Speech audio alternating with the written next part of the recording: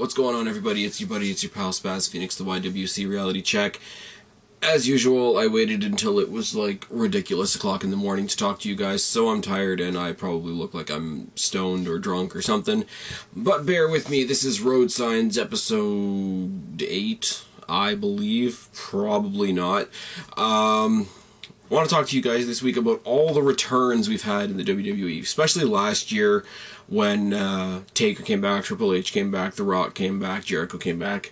And it was a big thing about how all these guys were coming back just for WrestleMania, and none of the guys that had busted their asses throughout the year were getting those top spots, etc., etc. This year, not all of them are huge names, but we got a lot of returns in a very short, condensed amount of time. Last week on SmackDown, Jack Swagger returned and not a fuck was given that day. So, moving on, Jericho's returned, and, you know, they've already laid the seeds for the Jericho-Ziggler feud moving forward. The upshot of that being we're going to get more awesome matches between Jericho and Ziggler. The downshot of that being they're postponing yet again the final cash-in on Alberto Del Rio, because if SmackDown was any indication, Ziggler versus Del Rio, when it gets up on its feet and off the ground, is going to be fantastic. But, you know, they could always go the route that I want them to go to, make it a triple threat match, or throw in Miz and make it a fatal four-way at Mania, which would be fucking awesome. The other thing is, though, with the rumors of Undertaker possibly not being available for this WrestleMania, they did revisit the Punk-Jericho rivalry this week on Raw, and if that is their... if they want to pull Jericho away from Ziggler, let Ziggler cash in, have his thing with Alberto Del Rio, and revisit the Jericho versus Punk feud, now that they've switched roles, they've shown on Monday Night Raw that they could absolutely get it done. So they have, I guess, in their back pocket a backup plan if Undertaker's not around to face CM Punk.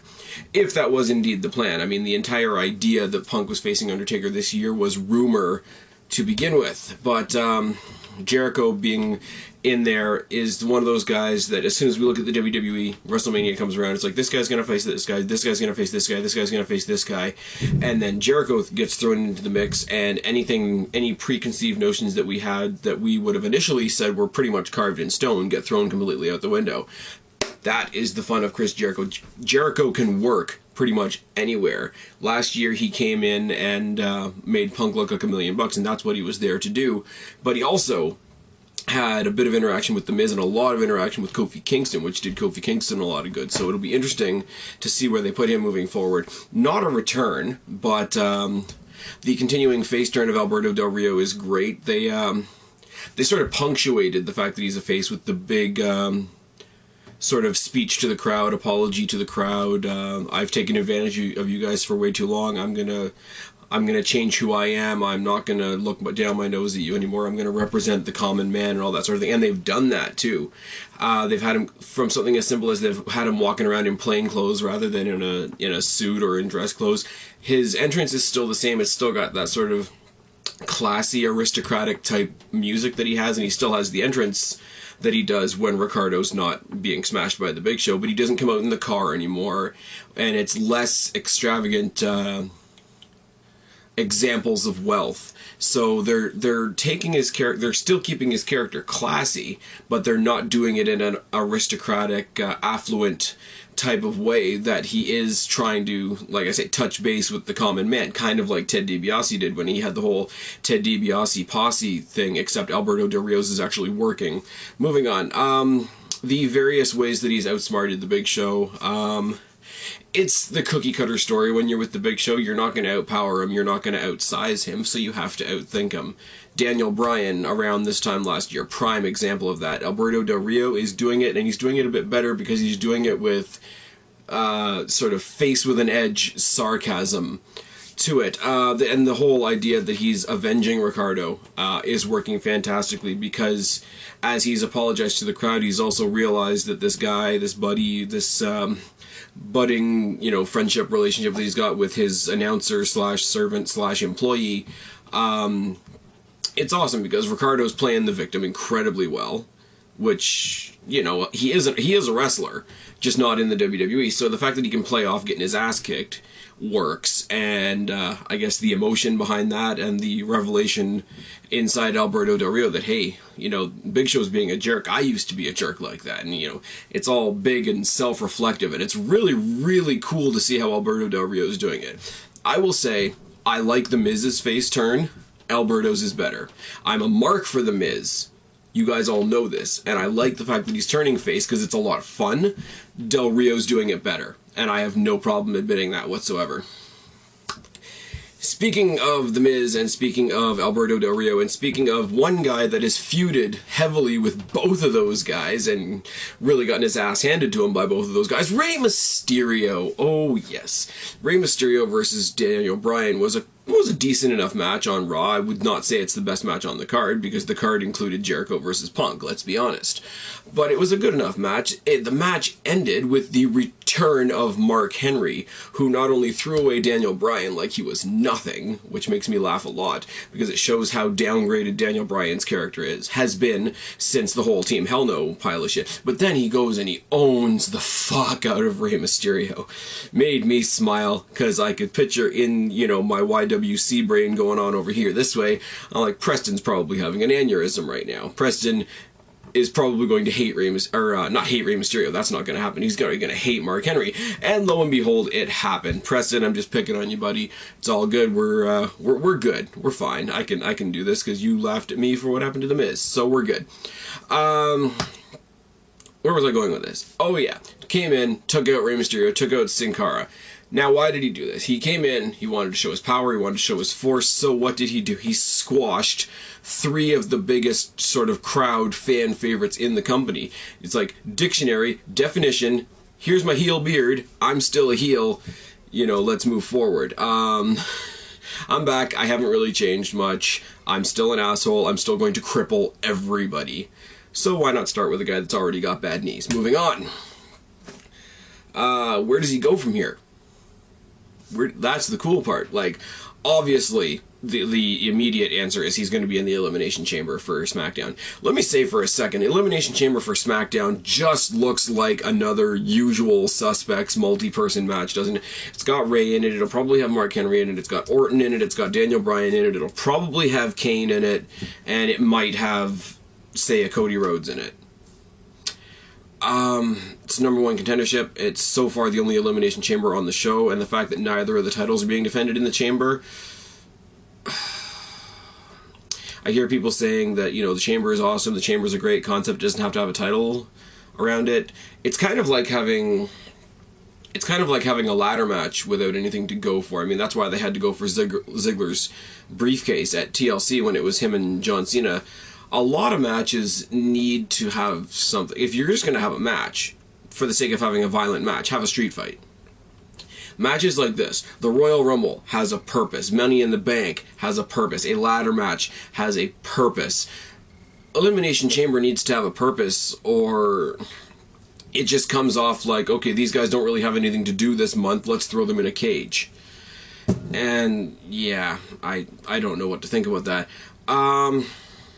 The other thing is, what does Mark Henry ultimately do at WrestleMania? Now, 3 guys that I'm not very fond of individually that could have a interesting triple threat match at WrestleMania would be Big Show versus Mark Henry versus Ryback. I would love, and everybody's waiting for Big Show to get the shell shock, and that's going to be the big ooh-ah, you know, John Cena booking 101. If you can lift up the Big Show, you're awesome. I want to see Mark Henry get the shell shock, because Mark Henry he's not as big as the Big Show, but he's thicker than the Big Show, like this way. And I think ultimately, visually, it will be a more impressive sight to see Ryback do it to a guy like Mark Henry than a guy like the Big Show, because everybody throws the Big Show around. It's how you prove that you're awesome. Just ask John Cena, just ask Sheamus. Moving on, Lesnar. Lesnar came back the night after WrestleMania. He's doing this whole big thing with McMahon, da-da-da-da-da. He broke McMahon's hip, and McMahon's going for surgery, da-da-da-da. The segment on Miz TV. Now, here's where we found out a couple of things. That Miz is stepping back up, at least not into the main event, but at least dealing with main event people. We found out that Lesnar was actually hired back by Vicky, who's having a breakdown because she's all worried about her job now because this guy that she hired back now just beat up the boss, so she's kind of fucked. Lesnar is, you know, sort of supposedly managed / controlled by Heyman, which isn't working at all. So there is this, and I've said it before and I've said it again, if you see me on Twitter, I've been saying it a lot. Paul Heyman is becoming the Dr. Frankenstein between The Shield, CM Punk, and Brock Lesnar. Can Heyman control any of those guys? No. Dr. Frankenstein is creating a monster that he can't control, especially when he brings those 5 guys together. So Paul Heyman's association with all this awesome talent, storyline-wise, could blow up in his face, and if that does happen, it would be a very interesting turn of events leading into WrestleMania. Now, the Miz TV segment, it was interesting. It was interesting watching the mic work between Heyman and The Miz. I mean, everybody wants to say that Heyman owned him, and he probably did, but he held up his own in the conversation for most of the time. He wasn't, you know, he wasn't out there spewing Shakespeare. He was out there doing typical cocky Miz stuff. Miz was doing, it's like The Rock. You talk about the way The Rock puts together a promo these days. It's not the most eloquent, it's not the most intelligent shit in the world, but The Rock gives his fans on the mic what his fans want to hear on the mic. Same thing goes with The Miz. The Miz is awesome at, you know, living under this umbrella of the fact that he's now a face and still telling off people worse than he did when he was a heel, and he's enjoying it, and you can tell he's enjoying it, and that's why I'm enjoying it. But he tells off Heyman, he tells off Vicky, and then Lesnar comes out, and what the hell happened there? The guys that are on Lesnar's side, Vicky and Heyman, bolt. Miz, who everybody says, oh, he's nowhere near a main eventer, he's, you know, he was a paper champion 3 years ago, and, you know, he's nobody, and he shouldn't be there, and he should fire him, da-da-da. Miz, and yes, I know it's a story, but this is a little bit of vindication for me as a Miz fan, bows up face-to-face with Brock fucking Lesnar. Did he get owned? Abso-fucking-lutely, but you know what, he stood up to Brock fucking Lesnar. Why do I love it? Because Miz deserves to be in the main event, no doubt. Miz was facing Antonio Cesaro, who A, is new, and B, carries the lowest ranked title in the company right now. On the pre-show. That's how Miz spent the Royal Rumble, which is fucking sad. Now, he's going face-to-face. I'm not saying he's going to have a match with Brock Lesnar at a pay-per-view. I'm not that delusional. But I've spoken before about those guys that are sort of above the roster. John Cena is kind of above the roster. Rock is above the roster. Lesnar is above the roster. Taker is above the roster. Triple H is above the roster. So for Miz, who was in the absolute depths of obscurity 2 weeks ago, to now be bowing up face-to-face with a guy like Brock Lesnar, it doesn't matter if he got his ass handed to him. He was partially made on Monday Night on Raw. Can't deny it. Can't deny it. Unless your bias against The Miz overrides you so much that you are unwilling to accept reality, you cannot deny, that Miz was partially made on Monday night in that segment with Brock Lesnar, and everybody participated. The commentators were great about it. Heyman and Vicky, being the slimy behind-the-scenes characters that they are, worked great about it. And in all honesty, the way he ragdolled The Miz, Brock Lesnar did his part. And you know what? All due credit in the world for that. I still don't know how they're going to introduce Triple H. The easiest way, Easy Booking 101 says, okay, Triple H just randomly appears one day while Lesnar's attacking somebody because he wants to avenge his father-in-law. Then we go on to Mania. That's how Triple H, I see, getting involved. And it's simple, and he's just kind of there, and he's going to debut his buzz cut short hair, and it's going to be weird. But whatever. The other thing is, if Undertaker is going to be involved in this year's WrestleMania, they better introduce him to the picture either during or before the Elimination Chamber. Because don't just throw this together at the last minute, if that's the direction that they're going. Do something different. They always do something. The writing for the sort of month and a half that The Undertaker is present in the WWE, he gets some of the most creative writing of anybody else in the company. Why? Because they've had a year to plan it out, rather than having to plan things week to week to week to week to week. They have Taker, who does his thing at Mania, and then they have like 10.5 months to write up what they want him to do next year. So he has some of the most creative storylines, some of the most symbolic storylines, and some of the most impactful and effective storylines because they've had that preparation time. I look forward to Undertaker and his comeback. If he's going with The Miz, Miz and Undertaker on the microphone will be gold. If he's not going to be around, they need to give CM Punk another direction and give him another direction quickly. Because if he doesn't go against Taker, if he doesn't, you know, re-hook up with maybe a Daniel Bryan or a Ziggler or somebody like that, the only other option is one that a lot of other people don't really want to think about, and that is making the WWE Championship match at WrestleMania a triple threat match. And if they make it a triple threat match, one of two things can happen. CM Punk can be made in a night, taking out The Rock and the company's Golden Boy, or he can be buried in the background of Rock versus Cena the same way that The Miz was, which would be a crime in and of itself. Now, here's a question, and I mentioned Preston before, and I rib Preston a lot because we're buddies and we can do that. Now, two debuting superstars on Raw were Brock Lesnar and Mark Henry. Two people were taken out, Rey Mysterio and The Miz. Now, here is my question for all of you guys. Who looks worse after Raw? And I'm not saying who do you like, who do you not like, who do you favor, that sort of thing. I'm not saying if you're a Rey fan, vote for Rey, if you're a Miz fan, vote for Miz, but I'm saying, objectively, who looks worse? Because, in my opinion, Rey Mysterio was one of 3 top-level talents taken out by Mark Henry, who, I'm sorry, in my personal opinion, is a glorified mid-carder. Miz got his ass kicked for standing toe-to-toe with, like I say, a guy that's absolutely above the WWE roster. That's why I'm saying Miz comes out on the better end of the deal. Of the 2 guys that got absolutely owned on Raw, Miz definitely comes out looking better, but I'd like to see your thoughts down in the box below. The last thing I will ask you guys to contribute is, if I can get enough content for it, I'm going to do a little photo montage before WrestleMania. We all complain about the guys that are overbooked: Ryback, Cena, Rey, Sheamus, sometimes The Big Show, Kelly when she was around. What I want is your favorite photos, your favorite images of somebody like Cena, Rey, Sheamus, whatever, taking finishers by the guys that really should be on top. Like the CM Punks, like the Zigglers, like the Jerichos, like the Daniel Bryans, like the Justin Gabriels, the Tyson Kidds, etc.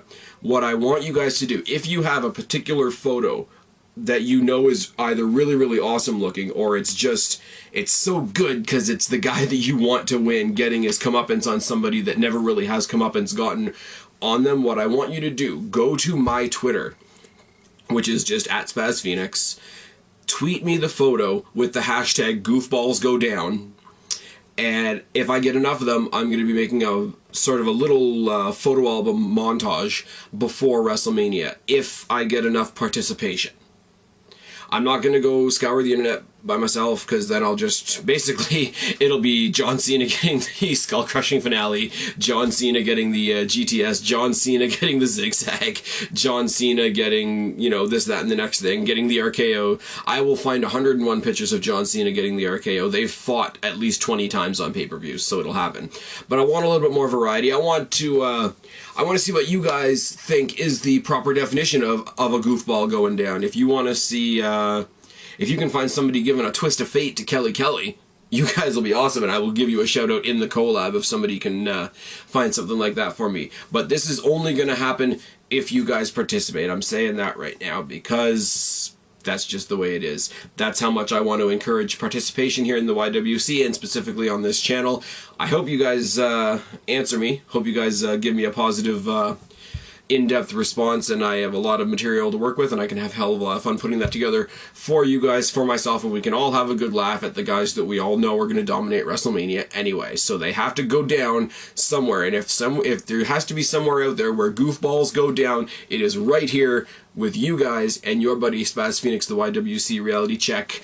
Subscribe up there, talk down there, start a conversation, keep these conversations going. Tweet your photos to @SpazPhoenix, hashtag goofballs go down. I'll talk to each and every last one of you later, but for right now, I'm tagging out. Bye, guys.